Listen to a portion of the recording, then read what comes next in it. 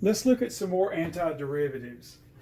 Now, as you can see, the antiderivatives on the board utilize the techniques that we have been working with, and as we get more advanced, we'll be able to do more complicated techniques, but these techniques are basically the foundation of doing any integration problem, so we need to get really good at doing them. So here, when we look at the very first one, we see that we've got a power downstairs, and it looks to be a differential upstairs that we may have to adjust. So what we do is we bring the radical upstairs, so we've got a power that is 5 minus 3x squared to the negative 1/2 times x dx. And then, of course, we're thinking we've almost got the derivative of 5 minus 3x squared. If we set u equal to 5 minus 3x squared, the differential is just what? Negative 6x dx.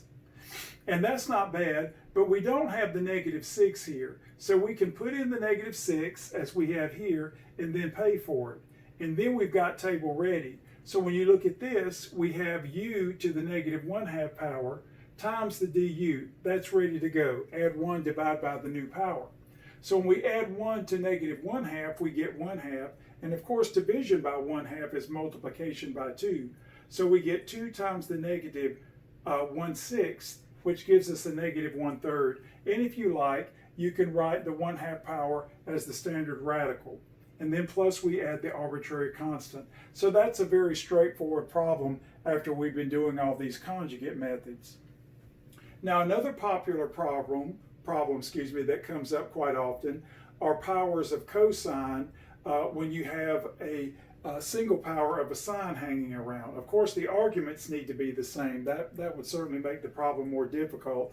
But when we look at this, we've got a power of cosine, and we've got its differential here, accepting some important constants. So we can think of the u as being the cosine 2x, and then the differential, of course, will now be the negative 2 sine 2x dx. Using the chain rule here, the derivative of cosine is the negative sign, and of course the derivative of the 2x gives us the 2.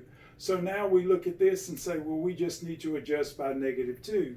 So we put the negative 2 here, and using linearity, we pay for it with the negative 1/2 outside of the integral.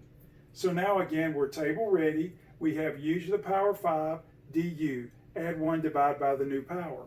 So in this case, we have our negative 1/2. So we have cosine 2x raised to the 6th power divided by 6, which gives us this. And when we multiply, we get negative 1/12 cosine 2x to the power 6 plus the arbitrary constant.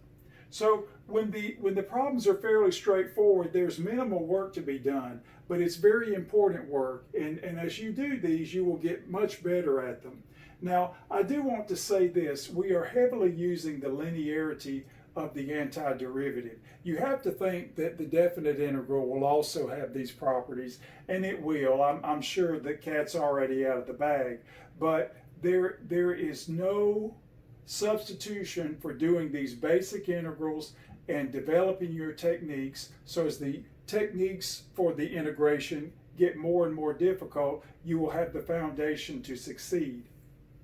Now we looked at one similar to this with the last problem. That is, what if you have the antiderivative of the tangent of 5x quantity squared? Well, that's not a standard antiderivative formula, but we can get to functions that we know how to antidifferentiate if we use the Pythagorean identity. So again, of course, the tangent squared is equal to the secant squared minus 1. So all we do is put in the correct argument here for the secant. And now we're thinking we want to use linearity. We're going to break this up into two pieces. Normally we just work with it as it is, but you see here we've got this 5, the 5x with the argument, and we need to work with that. So again, we're thinking of the u as 5x. So when we take the du, we have the 5 dx. So we need the 5 here, and of course we're going to have to pay for it. And then we just branch off the negative 1 dx. We just put that over to the side using linearity.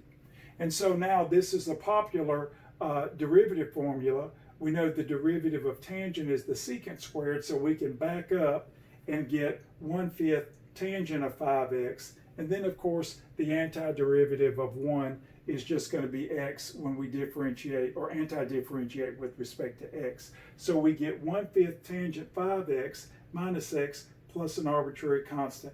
And I put this in a box here.